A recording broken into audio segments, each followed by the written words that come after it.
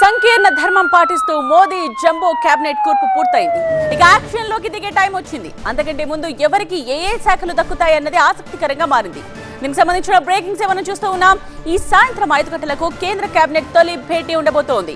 మోదీ నేతృత్వంలో సమావేశం కాబోతోంది మంత్రి మండలి. మధ్యాహ్నం కల్లా పోర్ట్ఫోలియోలు ప్రకటించే ఛాన్స్ ఉంది. మోదీ టీంలో 30 మందికి కేబినెట్ ర్యాంక్, 5గురికి స్వతంత్ర హోదా, 36 మంది సహాయ మంత్రులు. కర్తవ్య నిర్వహణపై కొత్త మంత్రులకు మోదీ దిశానిర్దేశం చేయబోతున్నారు. సంస్థాగత మార్పులపై కూడా త్వరలోనే మోదీ ఫోకస్ చేయబోతున్నారు. కేబినెట్ లో బీజేపీకి 61 మంత్రి పదవులు దక్కాయి. ఇక మిత్రపక్షాలకు 11 మంత్రి పదవులు కేటాయించారు. అంటే మిత్రపక్షాలకు 15% మంత్రి పదవులు దక్కాయి. టీడీపీకి 2, జేడీయూ 2, ఎల్జేపీ 1, జేడీఎస్ 1, శివసేన 1, ఆర్పీఐ 1, ఆర్ఎల్డీ 1, ఏడీఎస్ 1, హెచ్ఏఎం 1.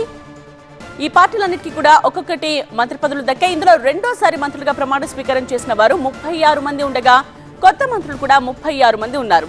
43 మందికి 3 సార్లు మంత్రులుగా పనిచేసిన అనుభవం ఉంది. ఇక 23 మందికి రాష్ట్రాల్లో మంత్రులుగా పనిచేసిన అనుభవం ఉంది. మోదీ గత 2 కేబినెట్లతో పోల్చితే సంఖ్యాపరంగా ఈ కేబినెట్ సైజ్ పెద్దది.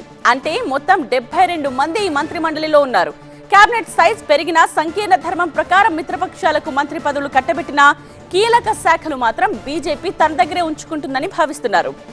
ఇక హర్యానా, మహారాష్ట్ర, జార్ఖండ్ అసెంబ్లీలకు ఏడాది ఎన్నికలు జరగబోతున్నాయి. దీనికి అనుగుణంగా మోదీ సోషల్ ఇంజనీరింగ్ పై దృష్టి పెట్టినట్టుగా తెలుస్తోంది. అలాగే ఎన్సీపీ అజిత్ పవార్ మంత్రి పదవి తీసుకోకపోవడం ఆసక్తికరంగా మారింది.